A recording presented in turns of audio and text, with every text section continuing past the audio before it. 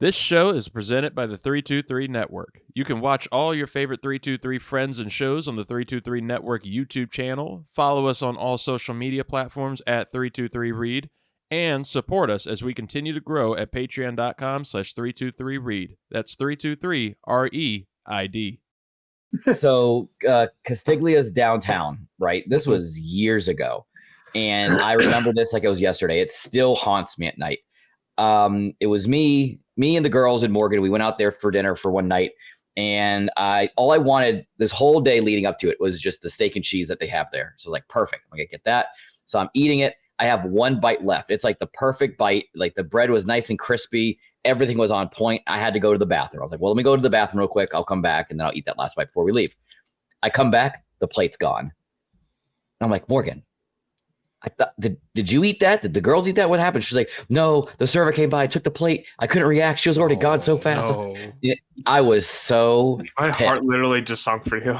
Oh, no. I was looking for the whole time. I got up to go to the. I was like, should I just eat this now? I was like, no, I want to enjoy this last bite. So I get up the whole time. I go, I take a piss. I come back the whole way. I'm walking back like I can't look. I can't wait. And then I see that. I'm like, son of a bitch. You want to share one that makes you feel better? Yes. There was one time we went out for. It was like a Hawaiian themed restaurant. I think we went for burgers after martial arts. It was like open mat. And I was like, my stomach really doesn't. It just feels weird. This was after we ate. I was like, I'm just gonna go over to the bathroom real quick. Go over to the bathroom. Literally, as I step in, just projectile vomit. Oh no! No warning. No even feeling of needing to throw up.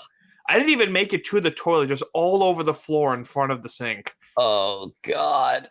I walked out and I was like, I'm very sorry, but I threw up in the bathroom. Any way I can help you clean it? And the dude walked in, just a look of fear on his face. Like, dear God. I just wanted to go home. What the fuck happened? He's like, I just want to leave now. What about you, Reid? Do you have any terrible food stories? From a restaurant or any, I've not like that, but I have something similar to Zoo's where it was middle school. Actually, I think it was 6th grade. It was the other end, wasn't it? No, but no. I kind of wish it had been. But I have one on that end, so I have 2 stories. So the first was like one of my first few weeks of 6th grade, and it's already like a nerve-wracking time, and right. I ate some grits in the morning. I think there was probably like some extra butter or something in them. Something didn't sit right. And I knew, like, I felt like the bubble guts, like in the middle of the first class. Oh no! I was like, okay, I gotta use the bathroom. And so, like, I walked out of the room. I took about 3 steps, and then just out of nowhere, because I thought it was going to be the other end, projectile vomited all over the hallway. Oh my God! Shouldn't have been anybody in the hallway, but of course there were like some cute, like 8th grade girls down the hall that watched the whole thing go down. Oh my God! I didn't eat grits probably for years because I was just like ashamed of it that much. Oh my God! And then on the other end, I was on a fishing trip one time. Really had to go. I couldn't go in, like, it's like a tiny bathroom on this boat that we're in. Like, it would have been so hard to get back up to squeeze myself in there. So I just held it. I was like, okay, we're going to go to McDonald's after this. I'll just use the bathroom there or something. And then everybody decided, no, we're not going to go to McDonald's this year. We'll just, hit a rest stop at some point. I'm like, okay. I gotta go. And thought I like, could no. Oh my God, 2 more stories just came to mind. How are we not recording right now? Oh, I'm recording on the audio side. On the audio side. Don't worry. This will be podcast, because I was in the car with another family. Like, it was my dad and then like another family with us, and I'm feeling it, and it's getting worse and worse and worse. And I see one of those signs that says next rest stop in a mile. 2 miles. Yeah. The next one after this isn't for 50 something miles. Stop now. Stop. And seeing that sign like triggered something in my head. that like sent it all the way down to my ass, and it was just like I just started cresting. I was like, we have to go to that one. I got out of there. I'm like literally in the process of shitting myself, running into this bathroom in the rest stop. I get to the toilet and something happens. I don't know like if it like was explosive or what. I hit my head or something, but I blacked out. I don't even remember using the bathroom, but then I'm done. I had to throw away my pants. It was a whole thing, man. Oh my God. Are we just, when we had the topic come up of having a potluck style show this week, I wasn't expecting us going blow for blow with embarrassing shit stories. Because like Zeus said, I just thought of 2 more. Let's keep the circle going. Keep it going. All right. So this one, I was in 3rd grade. Well, I was in 3rd grade. And at that stage, in this stage of my life, I don't care. I'm going to go to the bathroom in public. It could be like the grossest fucking bathroom. I'm still going to go. I'm not going to do that to my body. But as a young child of 8, there was that fear of going to the bathroom in public, especially at school with other little kids, because that's the most. If you want to interrogate some terrible person, just go stick them in a bathroom with a bunch of like middle schoolers and like elementary schoolers. You can't even do it. So I had to go to the bathroom all day. And I thought it was finally gone. We were in the library and I felt a bubble coming out. I was like, oh, it's probably just a fart. Let me release the valve a little bit and get some extra room and it'll be fine. It was not a fart. I shit my pants in the library in 3rd grade.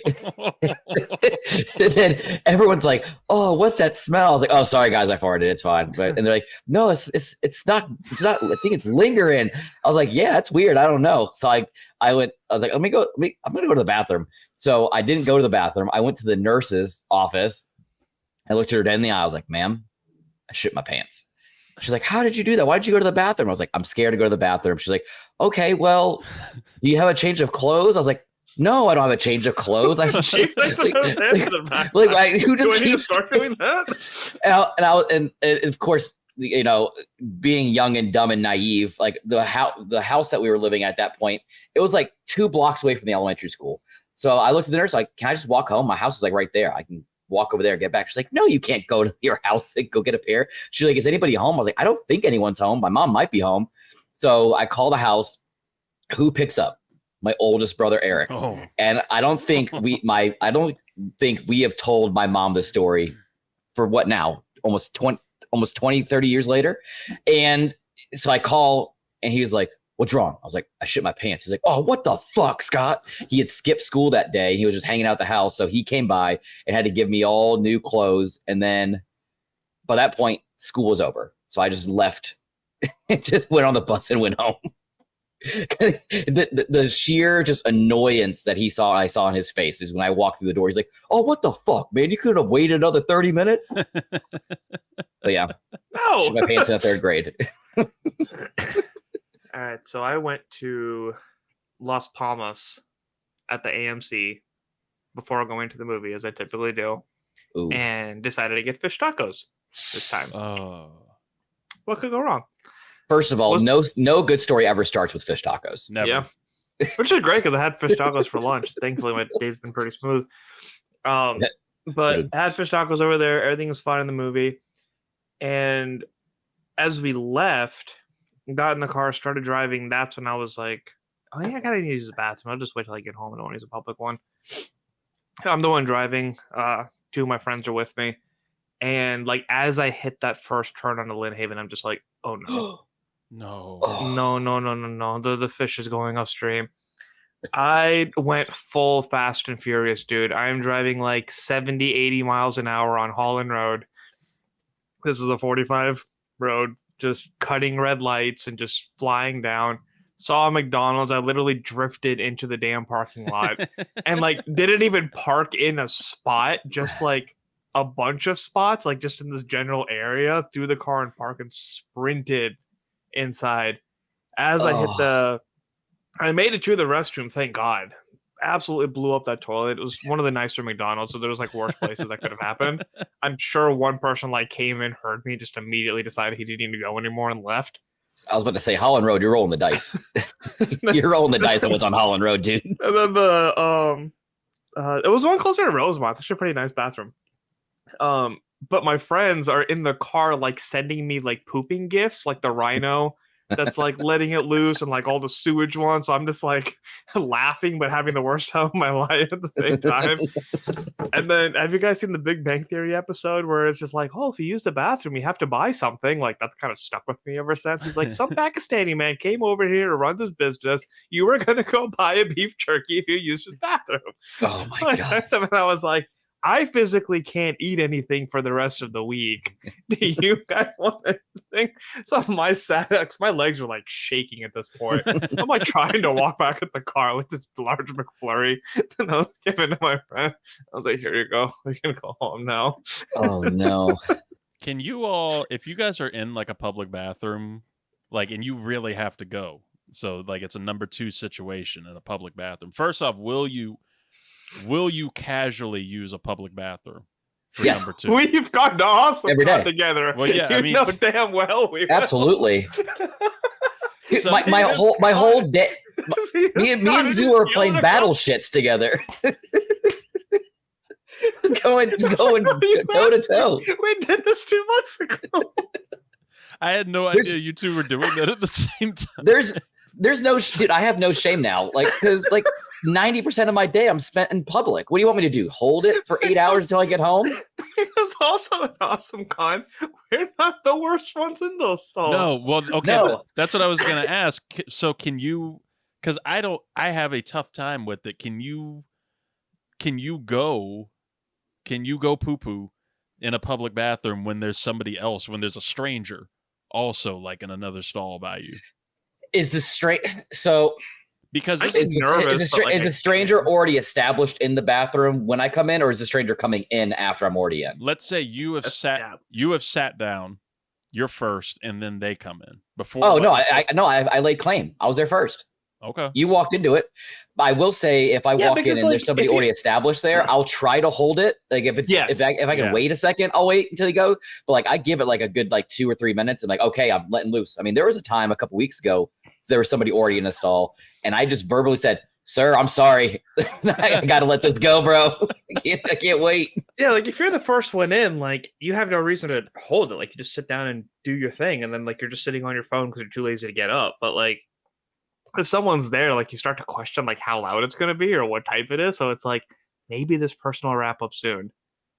Okay, no, I can't do this anymore. Well, see, that's the only time that mine has like relinquished. Mine is like shot back up to me. It's like vacuumed back in. Where I've staked claim. I'm the only person in this bathroom, and it's one of those bathrooms where it's like there's like 8 stalls in there, right? So I'm like, I'd say like 2 stalls in, just to leave some space, leave that empty one between me and the urinals. Yep. And this person comes in. I'm about to start. I've gotten comfortable. I've put my phone off to the side. I've set up my whole deal. And he comes in, goes into the stall right next to me. Not the empty one in between us and the urinals, but another one in the middle. On the other side? Yeah, on the other side. Zero reason to do that. Goes into that one and just immediately just drops it. He's like, drop the bass. Oh, that's good. And like it just it killed my confidence to go. I couldn't like it just I didn't have to go anymore. So maybe I'm just like I guess I'm a nervous pooer. I will say the only thing that gives me anxiety in that certain situation is when you go into a store and all they have are 2 urinals and a handicap stall. Because I always have that fear that I'm going to go to that handicap stall and then some person who needs the stall is waiting for me. That's the greatest fear. If you wait a second, we all this talk about public restroom usage. Zoo brought at Comic-Con. We're missing the best story of all from 2 years ago when I almost shit my pants on the metro. Oh, I remember that. We're forgetting that whole day.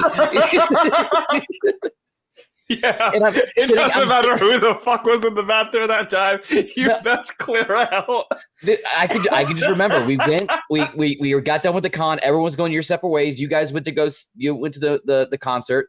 Me and Zoo were going to take the metro and going to go to the Nats game and then do the doubleheader and go to the DC United game. We got tacos before we split off. Me and Zoo walk maybe a block away, and I stop dead in my tracks. Zoo, it's like, what's wrong? Did you forget something at the restaurant? I was like, no, I have to shit. He's like, do you want to go back to the Safeway? Absolutely not. Like, that one was disgusting. You had gone like twice already. It's just never again. Well, and I had to be there. Right. And I had that moment where like I was almost like halfway in the crosswalk between the other street and the Safeway. And I was like looking back and forth, like, do I go back? Do I keep going? Do I go back? Do I keep going? And I'm on the phone, like Googling like what's nearby. And Zoo just looked like he's like, oh, there's a Hilton Garden Inn right there. You might be able to go in there. And without even hearing anything else he's saying, I just beelined it straight there. And of course, we get like maybe 30 yards from the front door. And then some random asshole walks in front of me, slow as fuck. And I was like, this guy needs to move. But he's going the same way I'm going the whole time. And I was like, don't you dare go to the bathroom. Don't you go. Thankfully, he didn't go. I did my thing. I came out and Zoo just looks at me. He's like, are you okay? You're like sweating and you're walking funny. I was like, I don't think I can make it. I think I got to go back to the hotel. I eventually muscled it up. We got on the metro the whole time. I'm just got my AirPods in. I'm listening to music, just trying to zone out. And I'm looking at my phone. I was like, there has to be a CVS. I got to get some medicine. I'm not doing this. And he was like, oh, don't worry. There's a CVS right outside the metro stop. So we get out there and it was like the heavens opened up and it was just shining on the CVS. So I run in there, I get that. And of course, by this point, I don't know what brand I got, but I'm sitting there fumbling, trying to get some medicine in, and Zoo's playing, and I couldn't get it. And Zoo's like, don't you worry, I got you. So Zoo's being my dad in downtown DC, trying to get my shit medicine out for me. And I was in there just fumbling. Like, trying to walk him to the game. I was like, I don't want to, I'm done. I feel like I'm going to die.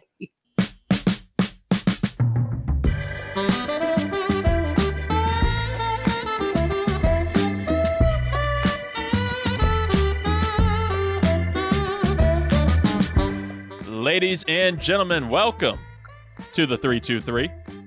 I am your host, Reid Murphy, and well, you know what? No, I'm gonna let me gaslight here. I'm not gonna say we're back. You're back. We've been here the whole time. You just haven't been around, viewers, listeners. Yeah, I'm back here with the host of the 323 College Shame Day, Scott Ellia. Hello, Scott. Hello. And also, you can catch him on the Animation Deliberation podcast wherever one may get podcasts. Zuhair Ali. Hello, Zoo. Hey. Part of the Stranded Panda Network, which is a spot that you might see me at some point in the next couple weeks on a little show called Multiverse News. Oh, yeah? Yeah. So, keep on the lookout. We'll let you know where to listen to some extra stuff. And you can find that, a little easier by going to @323Reid, @323REID on all the social medias, Instagram, X, Twitter. It's going to be Twitter, TikTok, Facebook, all that good stuff. We got some really fun posts going up weekly, so got to get down with that. Look, this week we're back. A lot of news. There's been plenty of stuff that's been going on while we've been on break and enjoying ourselves, our time. NBA playoffs, NFL draft post stuff. NBA draft is starting to brew its way, and Bronny James turns out to not be 6'4". He's actually 6'1". Still might go first round. Yeah, we could talk about anything. NBA, they might be bringing back the coaching dress code, which is something I'm all for. I was down for casual wear during the COVID era, but I miss seeing the Pat Riley level suits on the sides. Oh, you don't like Steve Kerr with his quarter zips? I'm fine with a quarter zip. I think I'm fine with a quarter zip, but not sweatpants, because I can't tell the head coach from the assistant coaches from the trainers anymore, and it's messing with me. Don't matter. Ultimately. But one thing that we can start with before we get into our soup du jour of this show, I didn't say the meat and potatoes, the soup du jour, because we're refined and matured here, is New York Giants and their new throwback uniforms. There's plenty of teams with new uniforms this year. The Denver Broncos unveiled new uniforms. The Texans unveiled some really sweet new alternate unis. But the Giants, they're turning 100 this year, and the G-men decided to roll out what they call the turn of the century uniforms that hark back to their, I guess, first few years back in sepia and black and white. And this is what came out of it. Woof. I mean, that it's not you know what? It is a bad joke. I'll give it. They are some of the. I don't like to be just. I haven't seen them in person, but it's one of the ugliest uniform sets I have ever seen. Like they look. I told Scott right before the show, Zoo, that these look like on Madden when you relocate a team and you go to London and they give you like 3 options for uniforms. Oh yeah, they look like the Monarchs. They look like the London Monarchs. So Zoo, you're our uniform expert. How do these rank with other throwback unis of the NFL? I mean, I kind of wish they were playing the Steelers with their bumblebee looking bullshit that they used to have. For the Packers. The Packers ones. Those were gnarly. Oof. They're so bad. Yeah, I mean, it's one of those things where it's like there's parts of it that could work. Like it's interesting that they went with like khaki pants, right? So it's like the fact that it actually looks like, you know, shirt and pants that like somebody would just wear every day is like kind of interesting. But then the socks just throw me off. Like on top of that, it gives me Montreal Canadian vibes. Yeah. The helmet is something. It's something. Well, I guess it's because it goes back to the, you know, with the pants, it goes back to the day, like, you know, 100 years ago when their players were wearing their khakis and coming straight from work. From the coal mines. It's so upsetting because, like you said, there's a whole slew of teams released a whole bunch of new jerseys. I mean, the Jets finally pulled the trigger on their kind of rebrand that they've been working on. I mean, hell, even the Browns, even it was a minor kind of thing that they did, you know, I can appreciate it. The Lions hit it out the park. The Houston Texans, I think, did the best out of everybody as far as their new uniforms go.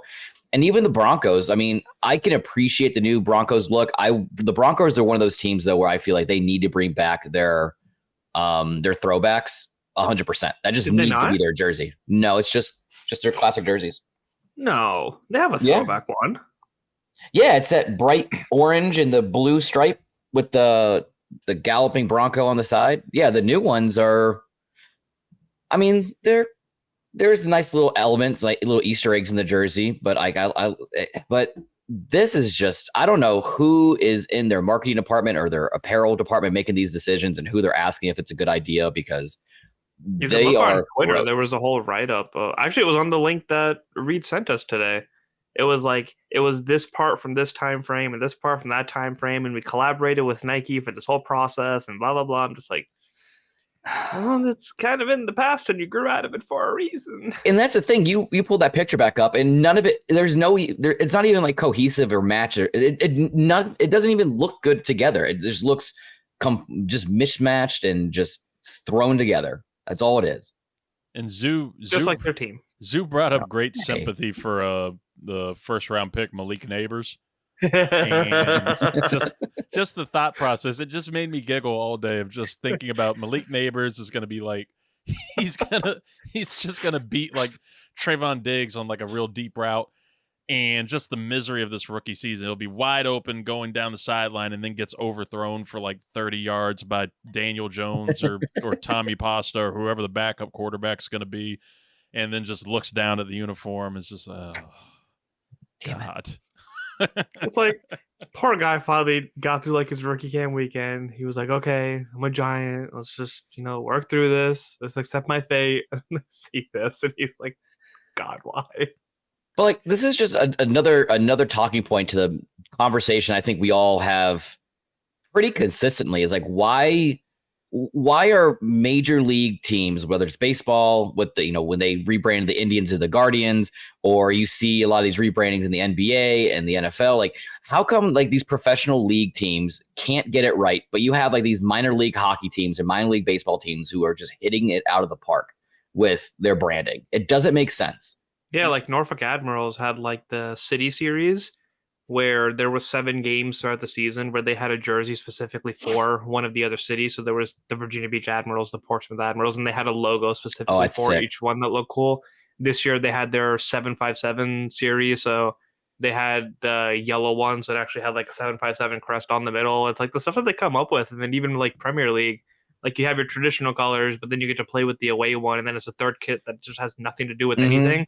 Like Man City had like their Japanese Korean theme one that was just like black. And then it had like pink lightning on it. It looked sick. It was just like, sure, this is just what we're going to do this year. Do you think it's like pro teams wanting to be safe? Or the league maybe trying to be safe, and they just they tell Nike or whoever it's usually Nike, whatever company that the league is partnered with, like, hey, we're not trying to go too flashy. We don't want anything that's going to embarrass us or look like an XFL or something. This is a solution? Well, yeah.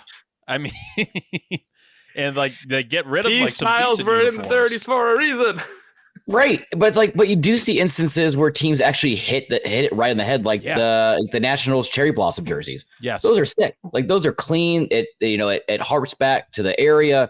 But like, and then you have the Giants doing this, where they're just like rummaging through some closet somewhere and just slapping it together. Even last year, I didn't think their damn third or second helmets matched their home kits at all. It's like two entirely different blues. I thought that was the worst of it. But then as like when you do get something cool, like remember Washington when they were the Redskins, they had their throwback uniforms and they did these like throwback to leather helmet style helmets. Yeah. And they got the to RG3 ones. Yeah, they got to wear them once and then they were told they could never wear them again. And I thought it was because of like a safety issue, and I think partially it was, but also they weren't leather helmets. They were just regular helmets designed to look like it. Right. And because they didn't match like a particular color or something, they couldn't do it. So I think when it comes to like the NFL has like such heavy restrictions on color matching that it's hard to do like a little extra few things. You have to get super creative, like with Washington's black uniforms, and why we have to have like a little bit of black on the other couple of uniforms just so that we can wear the black. It's an official color. Yeah. That's right, because now I remember that the Redskins had done that, and then they rolled out those throwback jerseys again, but they wore the Redskins helmet and it just didn't look right. Right, it never looked good after that. And then like it's something like Zeus brought up, like Scott brought it up. The cherry blossom uniforms for the Nats, the City Series, look awesome. Right, they have cherry blossom uniforms for the Wizards. Caps do it too. Caps do it, and DC United, the soccer team, has really great ones. I'm sure Caps only had it as a warm-up jersey. They've never played in the cherry blossom one. Yeah, it was that blue one, right? And I think they have the blue W, which I think they're retiring now, and they're trying to bring the retro one back with the Screaming Eagle.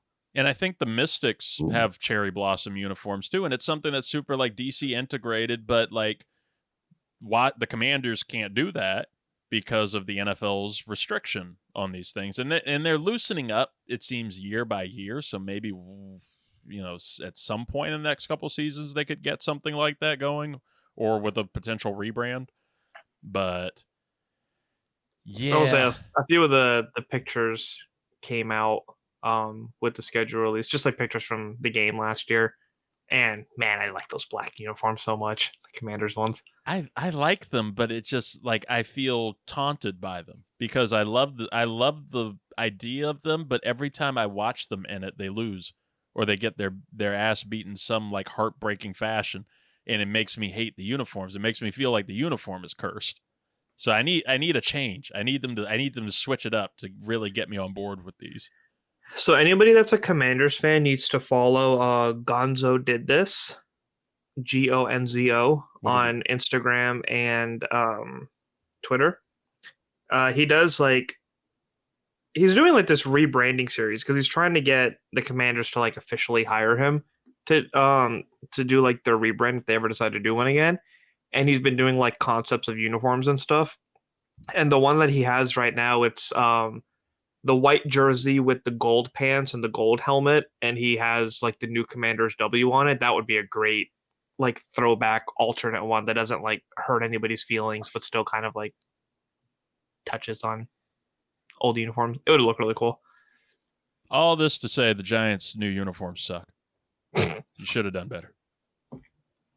Now, tonight is a fun one. We're going to try something out that we talked about back during, like, right before the end of the NFL season as a way to keep all three of us together.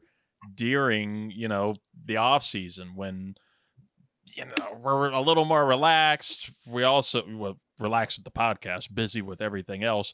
And we don't have NFL to really, connect over as much, even though everything has become like an event in the NFL. So like every month there's something that we can get that we can, have a story around.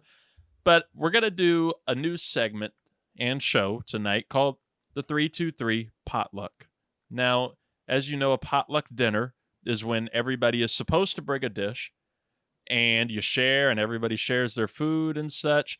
We've all brought a dish here for this show. And by a dish, I mean a conversation starter. It's something that we all want to talk about. We all have something, either a topic or a question that can lead into something that we want to discuss. And I think this will be fun. I think this is a fun way to really just diverge and feel like guests on each other's podcast on this one main show. So I'll kick it off. All right, I'll kick it off and get us started. I'll be the first person. We don't have to eat peeps this time. Right. Thank Christ. Are you guys people? This isn't my topic, but are you guys people who will break the tension at like a dinner or like a company thing where they put food out and nobody wants to be the first one to go get food? Maybe it's a wedding or something. Nobody wants to go get food first. And so everybody just kind of annoyed stands enough, there. or if I don't know enough people there, it's like I got nobody to talk to. Like I'm not going to stand in the corner with like nothing to fidget with. Right. I think it's solely dependent on the scenario because like most weddings, you're getting called out table by table. You kind of have to sit there and wait. If it's for work, I probably won't be one of the first people to go up there just because I value going to the bar instead of going to the food first. So like I'll go there and get a drink while everyone's getting food. But like if it's like a general hangout, like say if it's like us three and like Griffin, like there's a whole slew of us are there and we're ordering pizza. Yeah, fuck you guys. I want to go straight up to the food. You're walking too slow. Well, look, I will be the person. I'll be the fuck you guy, and I'm gonna go to the food first. And here's the first dish that I've brought. So I'm a broadcast nerd. I'm a big nerd for sports broadcasting and the news that goes into that. Where media rights are going. The NBA media rights bids have been a big one for me, but I actually want to talk about the NFL, and I want to compare the NFL to Icarus. Now, those that don't know the story of Icarus and the Sun, Dash, 4th grade, our biggest fan, that's my guy, probably doesn't know the story. Let's educate a little bit. Hang with me. Icarus, right, ancient Greek story, he had these wings made of feathers and shit and beeswax, and he used them to feathers and shit. He used them to escape a prison, but he was warned not to fly too low or to fly too high with the wings. Icarus was so intoxicated by the experience of flight that he went higher and higher, and the higher he went, the wax in his wings started to melt. He tumbled into the sea and drowned. The saying, "Don't fly too close to the sun," is a reference to Icarus's recklessness and defiance of limitations. Now, I think the NFL is becoming dangerously close to becoming Icarus with the amount of streaming games that they're investing in. This has been a big thing this past week.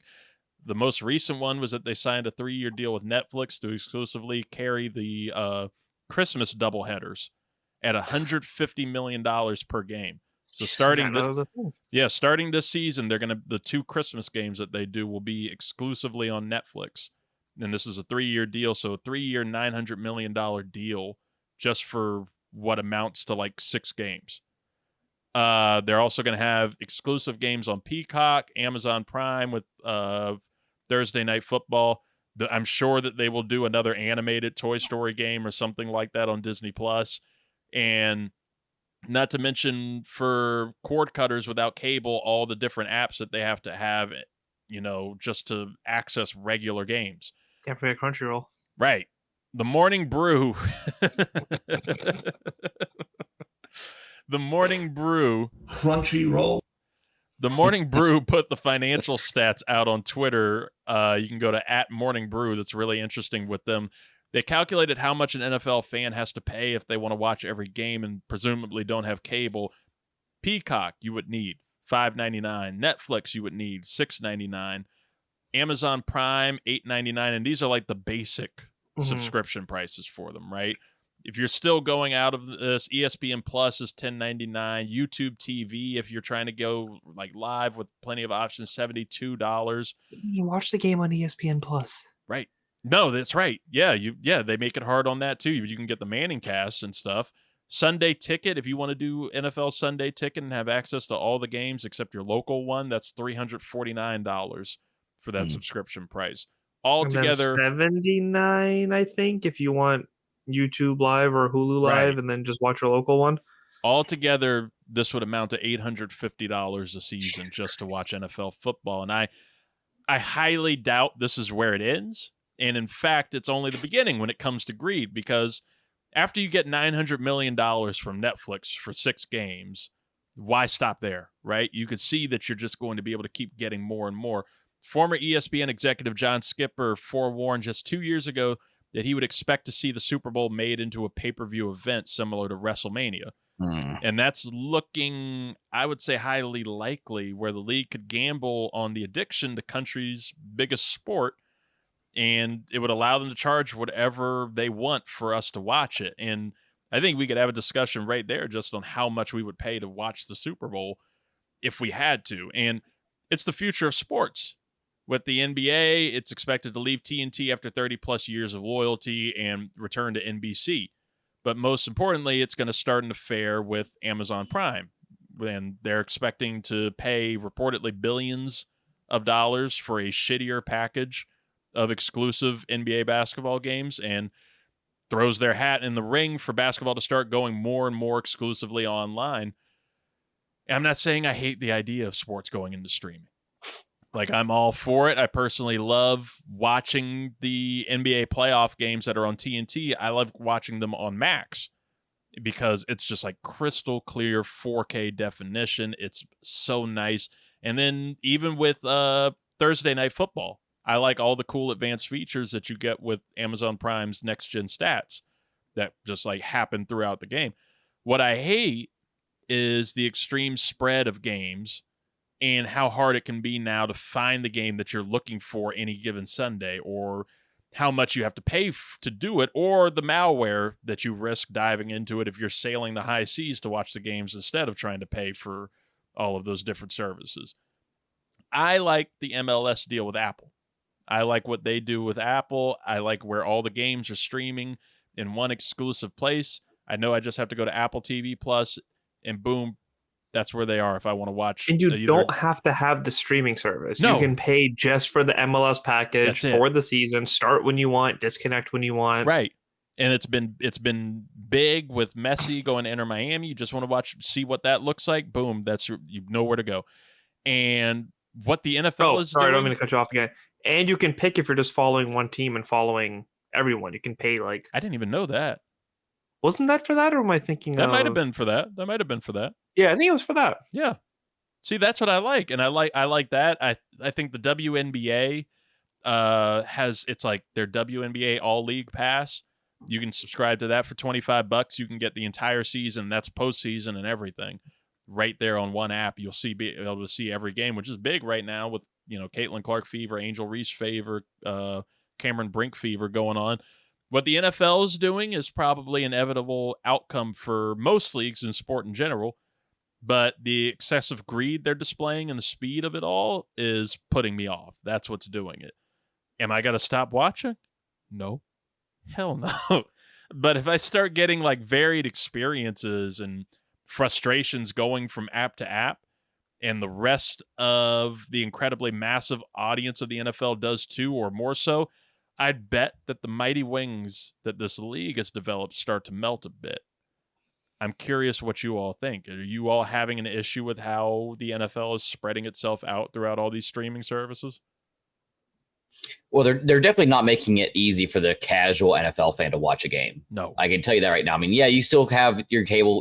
If you have cable, you can still watch a couple, get your regional games and things like that. But for even it seems to me like they have the solution already baked into the NFL. They have the NFL Network. So why wouldn't you just have everything on there? But like you said, going back to just greed, they're going to spread it around. And that just means those networks get more subscriptions. I mean, hell, what game was it that was playing on? It was on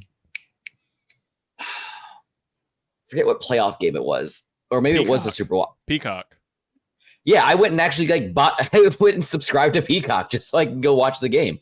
But like, if it comes down to this is definitely going to be the way from here on out, because the NFL is the big boy, sporting franchise in the United States, if not the world. And a lot of these other sport leagues are going to see what they're doing and learn from their mistakes and just kind of grow upon it. But yeah, I could definitely see it in a world where they would make the Super Bowl a more of an exclusive event and making it a pay-per-view. Now, as far as money goes, how much would I pay for it? Zero. I'll go somewhere and watch the game, or I'll go to somebody's house and maybe chip in or bring like some beer to kind of offset the cost of the game. But like, for me to pay it and just sit in the comforts of my own home, no, I'm not watching it. It's curious that you brought up the NFL Network too. And sorry, Zoo, before I get into you, NFL Network. Pause. I know. Yeah, phrasing.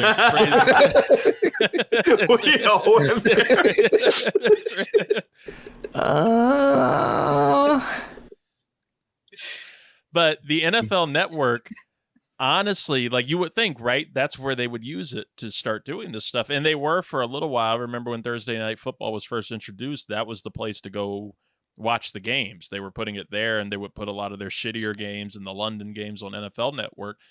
Then they started to see the money. Now who's catching the hell for it? NFL Network. Because they're slowly getting rid of, not slowly, actually, they did like some rapid layoffs a couple of weeks ago and got rid of NFL Total Access, which has been like their mainstay show on afternoons and evenings. They get rid of that. They fired the entire staff, all the analysts like David Carr and Maurice Jones-Drew that contribute to that, getting rid of them. And it looks like Good Morning Football, which is like a big show for them and one I've loved for a long time, is slowly getting phased out as they move to New York. And they're looking at a purchase, which NFL Network might get purchased by ESPN, reportedly, in a deal with the NFL, where NFL is kind of running things over at ESPN, kind of like UFC is.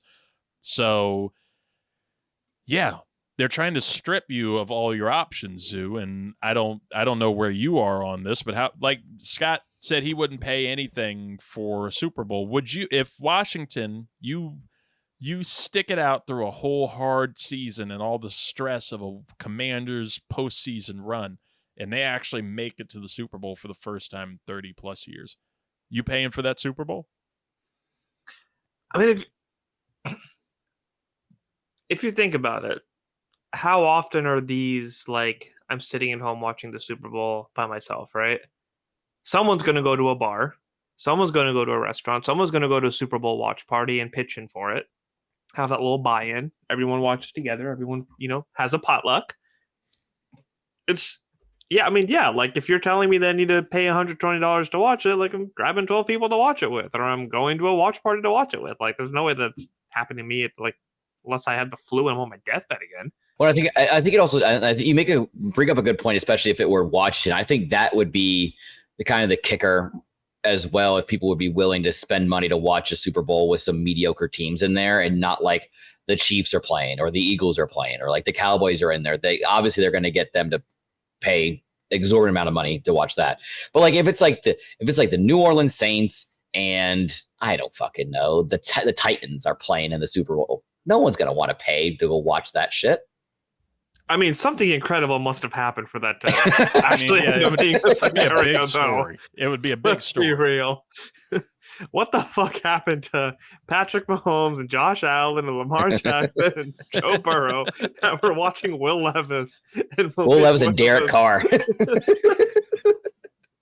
Spencer Rattler's out there slanging it in the Super Bowl. Come on. Something interesting had to have happened. And that's where they get us. That's where sports gets us. Yeah. It all comes down to it's like with pop culture, right? Like, people watch things because they don't want to be left out. Like, the Super Bowl is just one of those things. Like, people are going to watch it. People are going to want to do the commercials. People want to be able to go to work on Monday and, talk about what happened so they're not feeling left out. Like, that scenario could very well likely happen because they know the control that they have. in regards to like the inconvenience of it all. Like I even think of when I started getting into the Premier League, it's like I got to wake up at like 8, 9 o'clock in the morning to find out what channel Man City's playing on, and if I even have it, or if it's on a streaming service. Is it on Peacock? Is it on cable? Is it on TNT? Is it like, where the fuck is it? How am I going to watch it? It's like, you can't even find that information anywhere. So like if they're trying to expand to international audiences, and you're doing this whole thing of even only streaming on services that are only in the States, like how are you reaching out to that bigger audience too? Like you have this NFL Academy, you're trying to make a bigger program, you're putting the games over there, but it's like the people who are over there, like how are they watching this, right? You bring up the point of having NFL Network, like do a collaboration with Fox, CBS, and ESPN and all that stuff. Like why do they have to? I guess I don't understand the financial parts of it. Like, what's keeping CBS Sports and Fox Sports in business that they can't just sign up for NFL Plus and like split the money? Maybe they just don't want to split the money, but they don't want the broadcasting industry to go out. I really want to know how the logistics of all this works, because I think there is a bit of like the NFL trying to keep these companies like afloat, because what are they going to do if everything's on a thing? But well, yeah, that's where the greed comes in. I mean, the NFL knows that, because I mean, let's face it, like cable and network television, there's nothing to it anymore. Like Young Sheldon is ending tonight after 7 seasons. I didn't know it had been on for that long. Apparently, it's like one of the #1 shows on network TV. That and Blue Bloods, which has been on for 14 years, and then like a slew of Chicago shows. And Law and Order. So like you got ridiculousness keeping MTV afloat. It's literally it. They just got rid of the MTV Movie Awards to air reruns of ridiculousness. Like there's like it's just certain things that fuel these things, and those networks are fueled by live sports. Like you look at the top 100 for the previous year's ratings on television, and it's almost, I think, throughout the top 178, probably more. I would say 70, somewhere in the 78 to 85 range. I don't have the numbers off the top of my head. 78 to 85 of those things were NFL football games on the top highest rated network shows.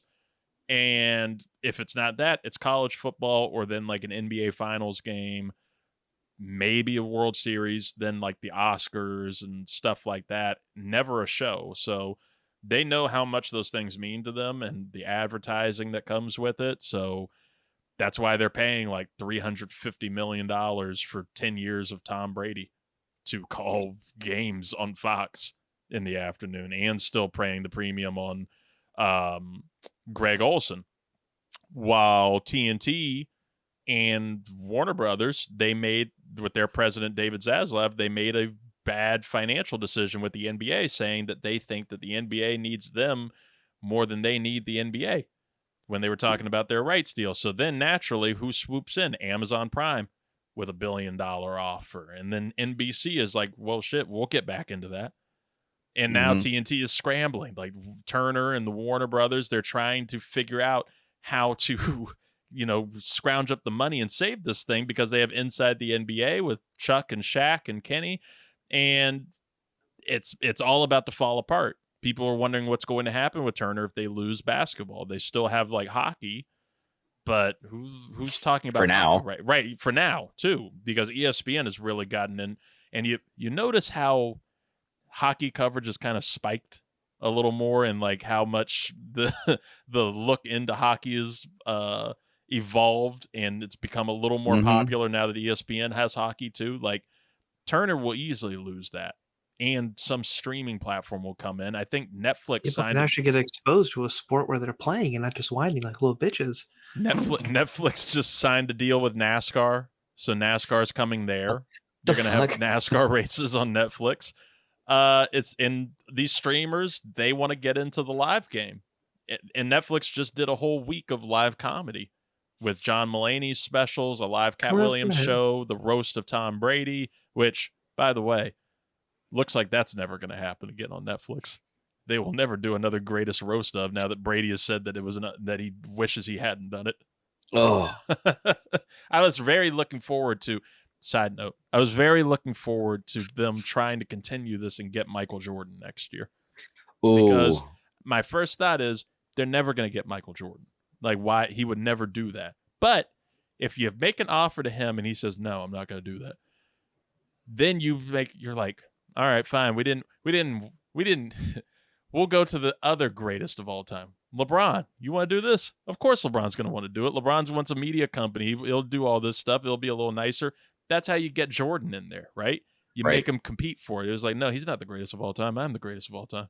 Let me do this roast. Maybe you do a double roast of them. Now Brady says he hated it because, oh, we made fun of your kids. Oh, we shamed it's a them. roast. They're getting made fun of in school. Oh, you didn't like it. Oh, Robert Kraft got a hand job in a massage parlor. Oh. No, one last thought. The pay-per-view does make sense because I know Robert Kraft, and I got hand jobs on the mind. Roger Goodell has stated that he wants to move the Super Bowl to be the Sunday before President's Day. So that way it gives everyone a chance to have the next day off. You don't have to worry about that. And what sport does something? They're one big thing they do every year. It's a whole weekend long. WrestleMania. Yep. And they do really good. So, and there's aspects of the NFL that are dying, like the Pro Bowl and things of that nature. So if you could turn it from, make Super Bowl weekend this huge elaborate thing, and then still getting that and working it with, so when it's going to be every single year and not having a moving scale, because some years it's at the beginning of February and then gets pushed back another 2 weeks. It's just going to give that much more, that added layer of consistency across the board for the NFL. And to, like I said, with the pay-per-view, maybe on Saturday before that, you have the two worst teams play on the Saturday before for the first overall pick. Who knows? How about you do that before? I bet people would watch that. All right, hear me out. This is something that every league needs to do. You know how if you want to go to a game, you can buy a season ticket and you have your seat and you can watch your games at home, whatever? The NFL, NHL, NBA, all that stuff, you pick your team, you pay a price, and wherever fucking streaming service it ends up, you can just watch your team on NFL's app. Just whatever you pay for, it just automatically pulls everything, and you can watch it on your TV, you can watch travel, this and that. If you told me for like 80 or let's say $100, I can watch the team that I want to follow and the playoffs on the NFL app, I would look into something like that to not have to pay for all these other different streaming services that I don't need because I'm only doing it for said sport. Right. 100%. 100%. You tell me I just need to pay $100 for the Capitals, $100 for the Commanders, and I'm good. Okay. And Streamline just feels like it would be so much easier because, like, going, just to close the loop here and going to the MLS season deal with Apple, right? Like, it's I just looked it up. I think it's $69 a season or $14.99 a month for that. Yeah, nice. To get MLS and just have the whole season there. And then if you're an Apple Plus subscriber, it's right, cheaper or something. Right. And when they're all in one place, like all they have to do, like they have all of their broadcast teams lined up. They hire everything. They're in control of everything, similar to like how the PGA and the Masters are in charge strictly of certain events. And it's streamlined. It's beautiful looking. It works out well. It's coherent, cohesive. Why not all do that? I know the NFL is doing it for money, but I could see some leagues, some sports, baseball in particular, MLB would be a big one that I think would benefit from doing something like that. Does Apple still have Friday night baseball? I think so. I think any Friday night game is exclusively on Apple. And they're doing that thing too, where Friday night games exclusive on Apple, and then then they have like Sunday brunch time games, Sunday brunch time MLB games on Peacock, and exclusively on Peacock. So that already defeats my point, where that league is also doing the same thing of spreading out all over the place. We'll see how this bubble pops at some point. Now, since I brought up an NFL topic, I guess we'll keep it in the NFL because I know Scott's topic is NFL. Zoo, yours is a whole mystery to us, and you said it's a question, so I'm curious to have it as a delicious dessert. I think I have the Delicious Dimes sound still around. Delicious Dimes. Yeah, that's Never still heard that there. one. Oh yeah, that's a good TG one. That's a delicious dime.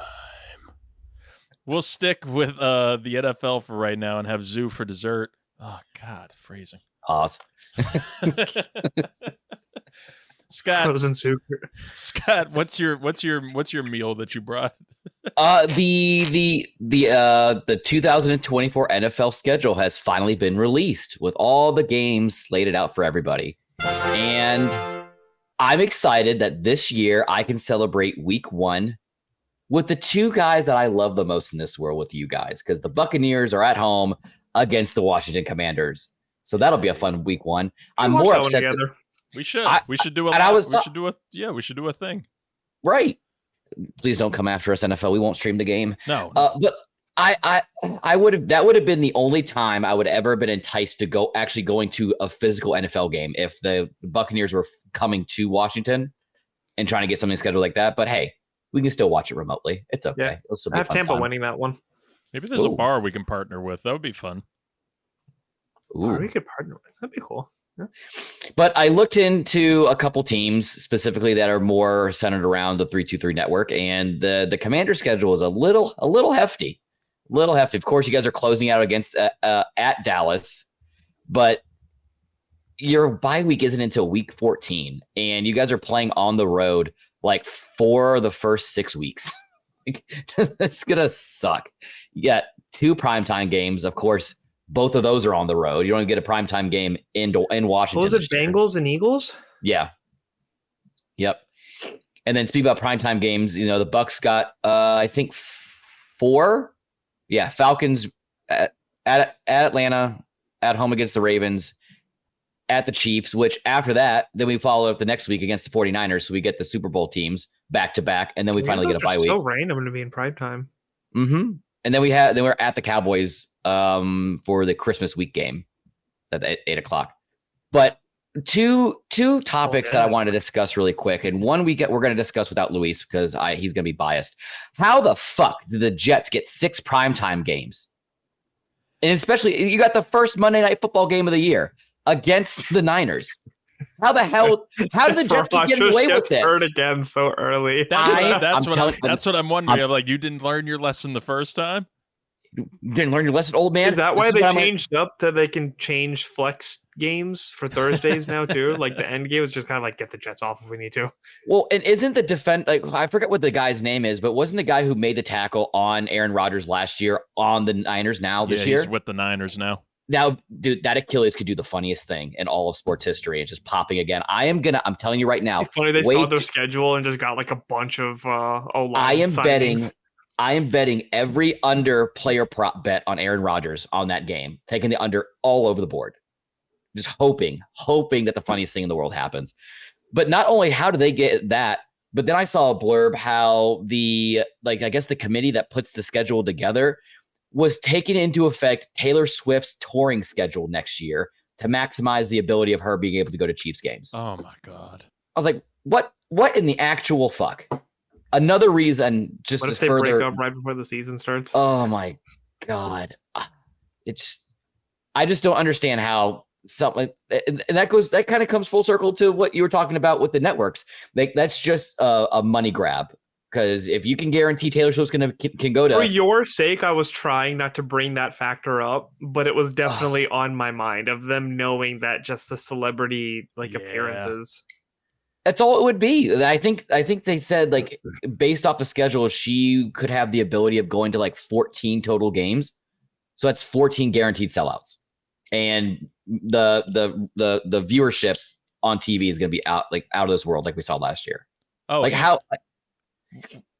if you're the NFL, are you still going to make that same decision, have that an added layer to the decision process, or is that something that you wouldn't even want to think about adding? I guess it would be. And I mean, what you're saying with the Chiefs and with Taylor Swift and I'm looking at it right now on Ari Mirov's Twitter at My Sports Update.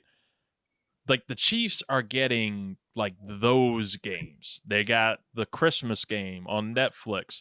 They're going to be the Amazon Prime Black Friday game this year. Like, they're getting all of these exclusive games and these big money games because they know and they're banking on that relationship with standing and bringing in more advertiser money and bringing in more fans who will be doing, like, friendship bracelet events and all that kind of stuff to go along with the tour. So, and another question that I've actually always meant to ask you guys this question. I don't understand, because anything could happen in a given season. Like, I don't understand. I could see it maybe going to week 5, maybe week 6, actually having these games slated out for these time slots. But a team could come out of nowhere and be completely lighting it up, and you would much rather have that team in a primetime game later on in the season, or like some detrimental injury happens and like Patrick Mahomes is out for the rest of the season, but you still have them going out there for a primetime game in December. So, like, wouldn't it make more sense to have the matchups for that week already solidified? But as far as like the time slot it goes into, like, is it that much of a logistical nightmare to not play out that far? I think that's what they're doing now for like the last few weeks. Is that the primetime games are for like the in it and win it type of games? Yeah, like I'm seeing on the Commanders' schedule, week 17, we're playing the Falcons, and that has us as December 28th or 29th to be determined. And then week 18 against the Cowboys is no time slot at all. I don't think any game on week 18 has a time slot. Right. And that shows me enough that, like, if they're not so worried about getting that, because you're right, you would want to have a win in your end game on primetime.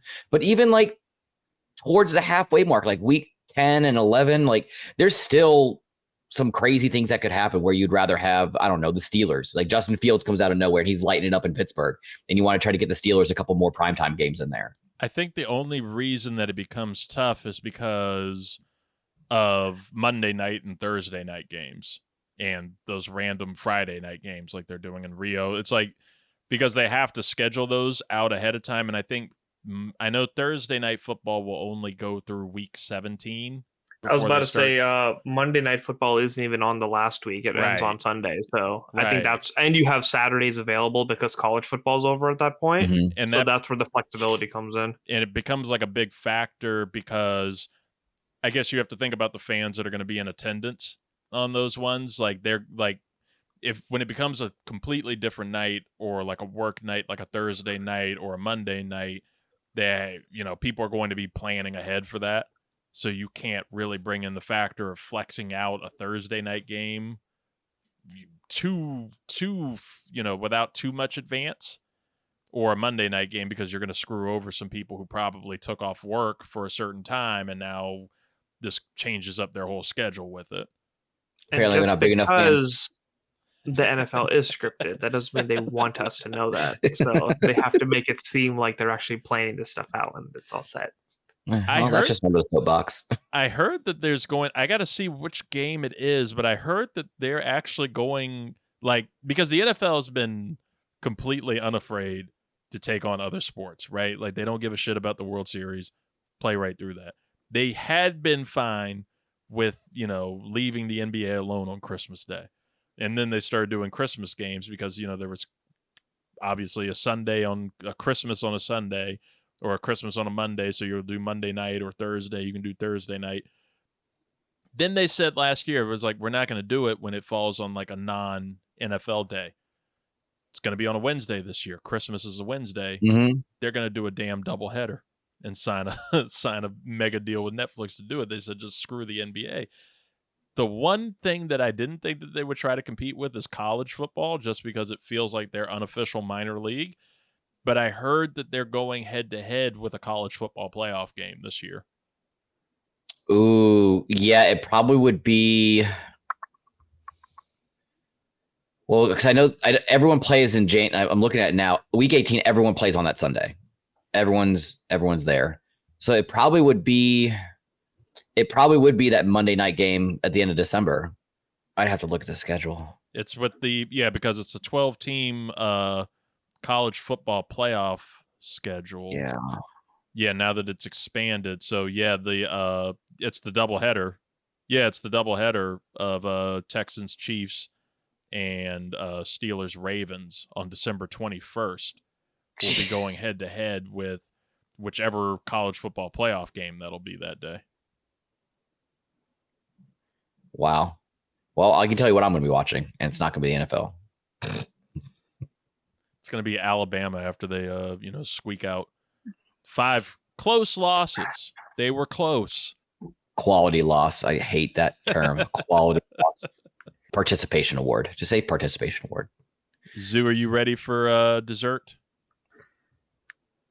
I'm ready for this Middle Eastern. I want to share how wandery my brain is.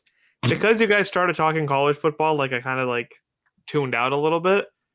So then my brain started thinking about like how go watch the college.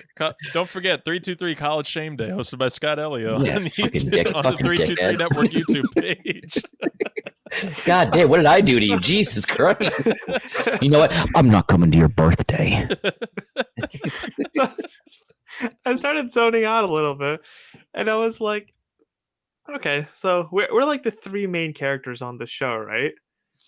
But it's 323 with Reid Murphy. So I was just like, yeah, that makes sense. Like, it's Reid's show. We just ended up being like frequent characters. Then I started thinking, I was just like, yeah, it's kind of like iCarly. It has the same 3 people, but it's Carly's name. Like, it's obviously under her name, but like you still have the same, screen time with all 3 people. And then I started thinking about it. I was just like, oh shit, Scott actually is kind of like Sam, and I am like the fucking tech nerd guy. I'm forgetting his name at the moment. You're Scott Freddy. bullies me, and whenever we do Awesome Con, I'm always on tech support, setting up the cameras and the mics, making sure everything's good to go. Shit, Freddie. Reid Murphy is a mature version of iCarly. Now we have to figure out all the characters. Who's Spencer? Who's lucky enough to be Spencer? Ooh. I don't know. That's a high one. Oh, then we could get a spinoff show like Sam and Cat, and Scott will do like a spinoff podcast with, I don't know, Travis. Luis. I was trying to think, like, who would Luis be? Who would I just go on a strain of panda? Who would Griffin be? Who would Angela be? It's me and BVK.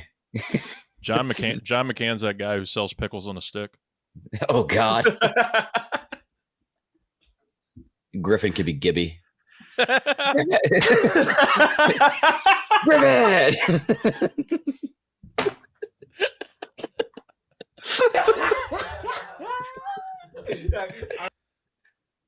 Oh, Photoshop, here I come.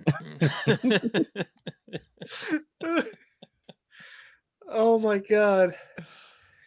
Okay. So for the platter of cookies, the sliced up fruit, the curry the Walmart cheesecake, this is the dessert topic. If you had to isolate yourself for the rest of your life with only 2 ethnicities of food, okay. What would it be? Wow. Ooh.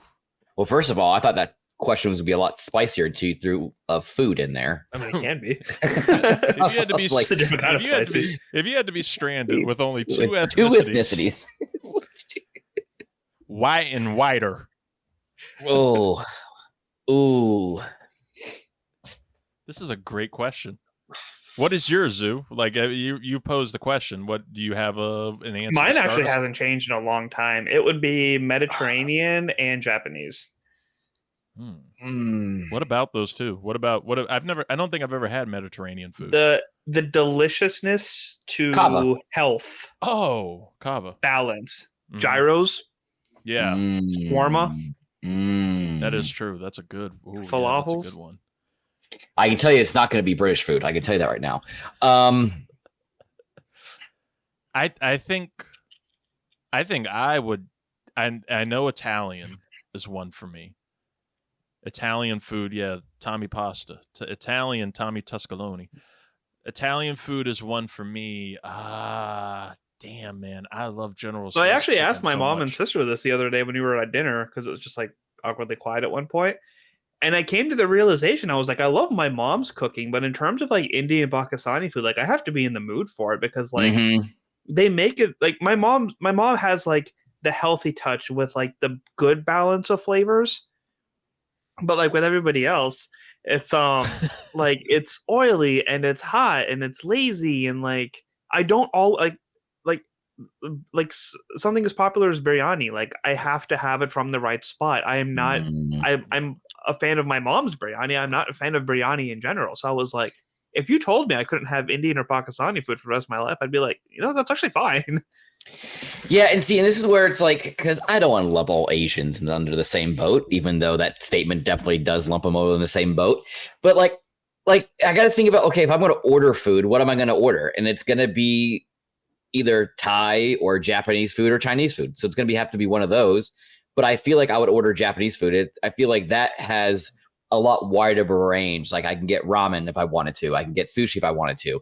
But you got to think like how much those inspired the other foods too, like how much they like crossed over, right? So if you said Japanese, but you were like in a barbecue mood, like it still kind of fits in. There's like the little bit of flexibility there. It's like with Mediterranean, like there will be some pasta option, but it's primarily like the salads and gyros and the way the meat's cooked and all that stuff. See, Mediterranean food is definitely up there. It's definitely in the top 3. I think just because these colors don't run, I'm going to go with American food because I want my mac and cheese. I want my hamburgers. I want my trash hot dogs. I want my Philly cheesesteaks. I'm going to go Japanese food and American food. So, okay. I was going to say, so you're going to go white American food if you're bringing in like trash hot dogs and stuff. Because you said mac and cheese because that's where it can get a little dicey. Because that's where I'm trying to like figure out my other one. Like Italian food, I know is my number 1. I wanted to just like off the top of my head say Chinese food, but it's really only General Tso's chicken that I love. And then anything else that I get, it never really hits. I do like Japanese food. Mediterranean food, now that I've had kava for the first time, shout out to our Awesome Con producer, Angela Panegua, for getting me on that. Awesome. The kava is delicious. I love that. That's better. But next time you're in short pump. And I didn't want to, go cliche as Scott is expecting, but I think I gotta go soul food as my other. I gotta some I have to go Italian food and soul food. Like I think I would have I love my mom's collard greens. I love, like good old family reunion mac and cheese. Fried chicken. I have to to go there. Shocker. Cornbread, just all the good stuff. Candied yams. Oh my God, I love those Thanksgiving yams. Oh my God, those Thanksgiving yams. I don't like them with the marshmallows, but you do it with like my mom does them with pineapple. Throw some pineapple in there. Yes, she does, and they were banging. Oh my God, they smack. So yeah, I think I would have to go Italian, and because Italian food is just incredible. Well, there's nothing that I don't. If it's authentic Italian food, which is also something I'd like to just throw out there. Shout out to the good people at Orofino in downtown Fredericksburg, who before I went to Italy, went there and I ordered lasagna, and I asked him, I was like, there's no ricotta cheese on yours, right? I don't want the ricotta cheese. And he went on a rant for a solid 5 minutes about how he was like, yeah, there's no ricotta cheese because he said that's some American shit. He was like, it's not authentic. They don't use that over there in Italy. I hate ricotta cheese. I was so happy I got to Italy. There was no ricotta cheese to be found. That's just American fat ass stuff that they throw in. One of my old bosses, when I worked at my college, said that when he was in the Navy, when they got to Japan, like they all went out to a restaurant, and this restaurant specifically, like, will ask you, it's like, hey, are you having sushi for the first time? So when they said yes, it's like, okay, you're going to eat it properly first. You're going to use how to use chopsticks, and you are not going to dip it in soy sauce. You are going to have the whole experience the first time. Then when you come back, you can eat it however the hell you want. I was like, I love that. No, I'm used to the quick way yum sauce that you dip the sushi in. Now, the inverse to that question, Zio, that I have for you, if you could get rid of one ethnicity food, one kind of ethnic food to wipe off the face of the earth, what would you do? Wipe off the face of an ethnic cleansing of cuisines, if you shall. What are you getting rid of? Genocide of cuisines. The genocide of food. Who are you killing? In these turbulent times, what a great question. We're bridging the gap, man. This is a good question. What would you wipe off? I would go against my white brethren. I would wipe off British food off the face of the earth. It doesn't look like there's a single seasoning in there. It just looks like goops. And like the best thing they have going for them is fish and chips. It's just French fries with some fried codfish. So I'm thinking Beans of on the toast. neighbor. German food hurts me. Like genuinely hurts me. Like it destroys my insides. And it doesn't deserve to taste that good and hurt so bad. Like, at least for Pakistani food, it's like there's an expectation it goes through. It doesn't like sit in your stomach like a fucking boulder. Like you just need, that you need to be ready to let it run. But for German food, it's just a block. It just sits in your gut. It's such a no, that food can go. I think I was actually, and I'm going off foods that I've consistently had before, so it's like that one can just. Ow. Right. I'm not gonna wipe off something that I haven't had before. Like German food is something I've had plenty of, and I agree with Zoo. Like there are some good dishes in there. Like what's the pounded meat? The most popular thing. Schnitzel. I like that, but there's just like some other things. I just think it's kind of overrated a little bit, and it's heavy. It's very heavy. And one time I paid a lot of money for a dish that included some like hot cabbage that was also sweet. And I didn't like that. And it made me upset for a little bit. So yeah, I would get rid of German food. Funny that's what we're wiping off. If we're doing an ethnic cleansing. I thought it as I said it. I was trying to think of anything else before I mentioned that one, but nothing tops the pain that I've German food. They know what they did. Well, don't worry, Hispanic food. Like nothing else to bring up. Oh damn! Yeah, we didn't bring up Hispanic food at all. Well, because I think Hispanic food, it's a perfect like mid answer, because like there's some days where it's great and there's other days where it's gonna fuck you up, and it's just are you in the mood for the Americanized stuff, or are you in the mood for like classic stuff? Like it's up there. Like if we had to do a top 5 on like, but it's not. I think Hispanic food would be up there. But it's not something that I could have every single day, like I could with any kind of Japanese cuisine or a hamburger, have a cheeseburger every day, or a hot dog, or some kind of Americanized version of pizza, because the pizza we have here isn't the pizza they have in Italy. Blah blah blah blah. Right. I want my stuffed crust. Damn it. New York slice, baby. What's your favorite? New York slice or the Domino's like garlic crust? What's everybody's favorite fat ass American food? Like something like what Scott just said of stuffed crust pizza. Because I think mine is a dirty street hot dog. Like I love a good like a dirty street vendor, like that place. Like you can see some stuff that hasn't been worked on that little truck. Yep. Forever. But that hot dog, oh my God, it's like the bun is like thick, but it's a little moist, because it's got all that hot dog water and that grease in it. Love it. I'm between a Domino's pizza and a like cookout hot dog. Not like cookout the restaurant, but like you went to like a picnic or you're grilling or like summertime backyard. The dogs are ready type of thing. I think that's always a safe bet, because I've said this multiple times that if I were to able to get like a street vendor license, I would open up a hot dog stand like on the beach, and I would just sell hot dogs to people all day. But I think I'm like my fat ass show, and I'm gonna go with a deep fried Twinkie or like a deep fried Oreo. Like that just says America. God, I love funnel cakes. Yeah, America. Ooh. Fuck yeah. Fuck yeah. Oh my God. I have like one horrifying story of a time that I cooked a hot dog. I cooked it was like a pack of hot dogs, but I got those like vegan hot dogs. Ew. It was those, it was like, it wasn't meat. It was like something else. Like it was like plant-based hot dogs.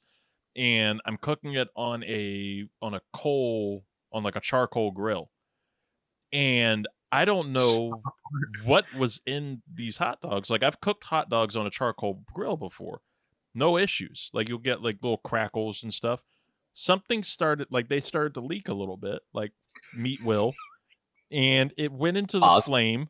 It was leaking from the tip. Like that's what they do. And just a flame, just like Zoo said, this flame just went like out, and then they all started leaking, and then it was uncontrollable, and I don't know what happened. And it also, by the way, took like 40 minutes to cook them, and they weren't even mid. Like, I don't know what's in these things and in these impossible things that makes them like damn near deadly. But yeah, that's not America. Just like Zoo said. America, fuck yeah. Coming again to save the motherfucking day. Yeah, America, fuck yeah. Freedom is the only way. This has been a fun potluck, guys. This has been a fun first potluck. I think this is something that we'll have to keep doing. I'm right there with you.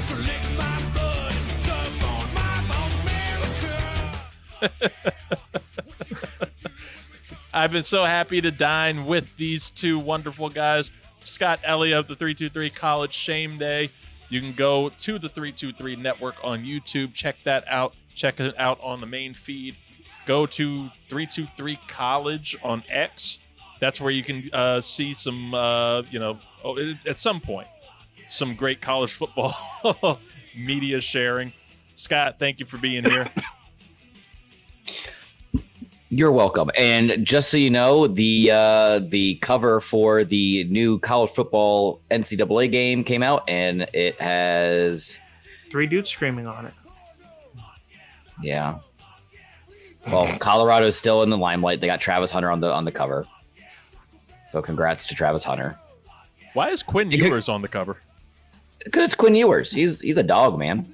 Scott, Me? Before college football kicks off, can we have an episode in your show where you educate me on the divisions and the teams that matter and the rivalries and what to look out for, so I know what I'm following, since I've never gone to a school that's kept up with a sport? You know what? I think that's a fantastic idea, Zoo. Let's take Zoo to school. I would love that. Zoo can be the face of the casual fan, or the fan that's trying to get into college football. Right, and we can make a whole thing of it. We can. You are completely unbiased, and there's no real loyalty for a college football team. It's really like, yay Virginia schools, and that's it. Let's find Zoo a team. How about that?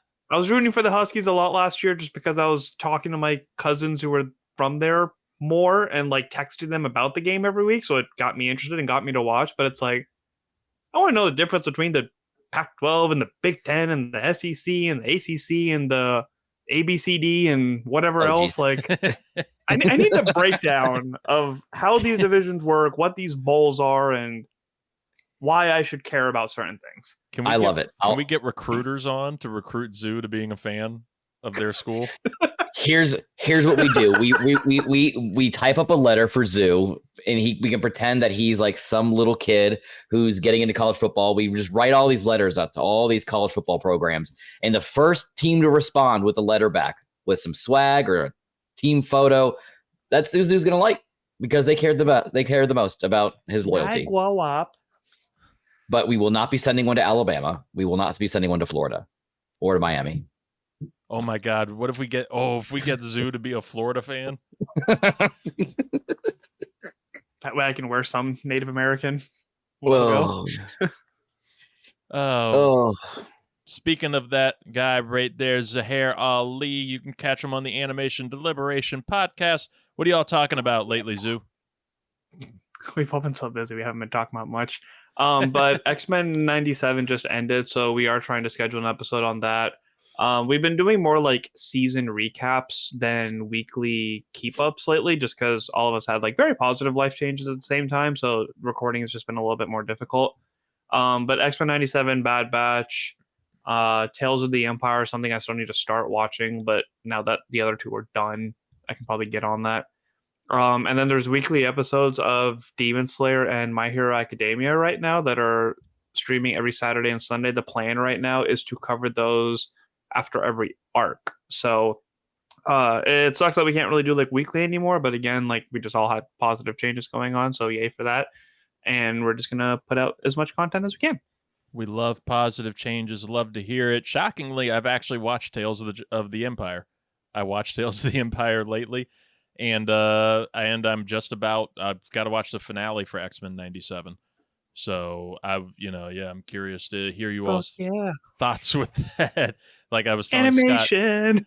Scott, I watched all of that in the middle of my my fuckboy era of TV viewing, where I'm watching. I'm trying to get into the boys. I might watch Jack Reacher, and I watched Roadhouse and really loved that. They're making a sequel. Don't forget is the Entourage on your list? House of the Dragon. House of the Dragon is coming. I never watched Entourage, but I did watch its sibling show, Ballers. And I got just enough fuckboy energy from that. I don't think I need to go into Entourage. If you want to follow this fuckboy around at 323 Reid on all the social media, on all the social media is where you can find all of this. TikTok, Instagram, X, the 323 Network on YouTube is where you can catch these beautiful faces and these guns as we hammer down like the Pat McAfee show. We're doing great. Oh, thank you all for listening. Thank you all for watching. We will talk to you again very soon. We got some fun guests coming on. We got a baseball expert coming on next week to actually get us caught up with the MLB. Travis Byram, Bradley Harrison. They're expected to be back to talk the Kendrick Lamar Drake beef, because if we're going to talk hip-hop beefs, why not get the two whitest guys that we know to come and break it down for us? They're our experts. We'll have them around. We've got an interview involving College Shame Day that's going to be really fun at the end of the month. That'll be a big one to check out. It all goes down in this beautiful country. America, fuck yeah. Coming again to save the motherfucking day. Yeah, America. We will talk to you soon, folks. Stay safe, everybody.